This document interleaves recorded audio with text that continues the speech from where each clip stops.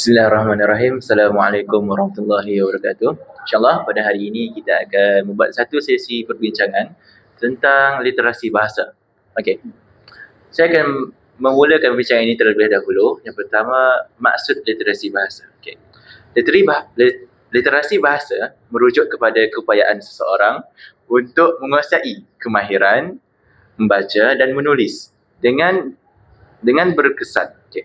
Pertama, literasi ini bukan sekadar mengeja atau menyalin, tetapi melibatkan pemahaman yang mendalam tentang makna konteks sesuatu bahan. Seterusnya saya ingin menerangkan apa maksud individu yang literat.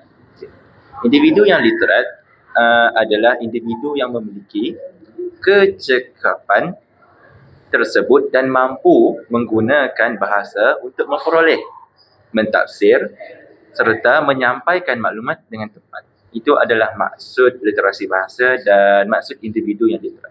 Okay. Seterusnya, saya ingin tahu tentang ciri-ciri individu yang literat. Maria? Okey. Individu yang literat kebiasaannya memiliki 3 ciri utama, iaitu keupayaan memahami teks, kemahiran komunikasi berkesan dan kebolehan berfikir secara kritis. Yang pertama, kebolehan memahami teks merujuk kepada kebolehan individu membaca pelbagai bentuk bahan penulisan serta mentafsir mesej yang ingin disampaikan oleh penulis, sama ada secara tersurat atau tersirat. Individu yang mempunyai ciri ini bukan sahaja mampu menyebut perkataan dengan betul, malah dapat memahami maksud, tujuan serta idea utama sesuatu teks dengan tepat. Arif, boleh awak terangkan ciri yang kedua? Boleh Maria. Ciri yang kedua ialah kemahiran komunikasi berkesan. Bagi seorang yang literat ni merujuk kepada keupayaan individu yang memiliki tahap literasi tinggi untuk menyampaikan dan menerima maklumat secara jelas, beretika dalam pelbagai konteks. Secara terperincinya, kemahiran ini merangkumi aspek seperti kecekapan berbahasa, keupayaan menyusun idea secara tersusun dan kemahiran mendengar secara aktif. Kecekapan berbahasa ini merujuk kepada individu literat yang mampu menggunakan bahasa yang tepat dari segi tata bahasa, kosakata dan laras bahasa mengikut situasi sama ada formal atau tidak formal. Dan untuk yang kedua pula ialah keupayaan menyusun idea ini memberi maksud mesej disampaikan secara logik dan berkesan. Azhari, apa ciri yang ketiga? Ciri ketiga ini adalah pemikiran kritis. Jadi seorang yang literat kebiasaannya memiliki pemikiran kritis. Jadi apa itu pemikiran kritis?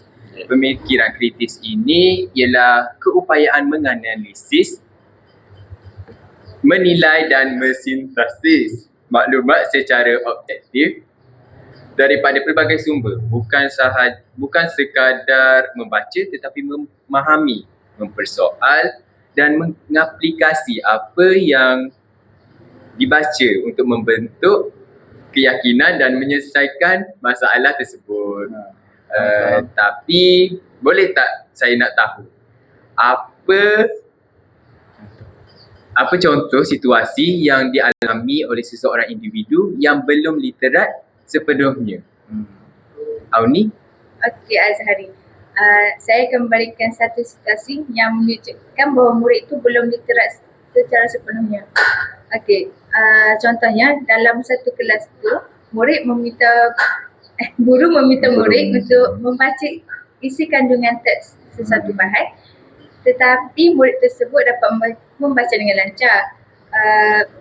Perkara yang dapat membuktikan bahawa murid itu belum literat secara sepenuhnya. Okey, guru tersebut menanyakan soalan tetapi murid itu tak dapat menjawab soalan yang ditanyakan oleh guru tersebut. Jadi terbuktilah bahawa murid itu dia sekadar membaca tapi tak menguasai isi kandungan bahan tersebut. Okay, jadi saya boleh rumuskan bahawa perbincangan kita pada hari ini menerusi tentang literasi bahasa.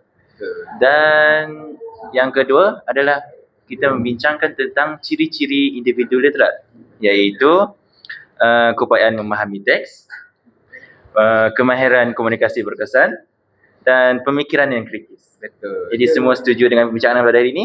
Setuju. Itu saja daripada kita. Daripada saya, Assalamualaikum wabillahi taufiq wal hidayah.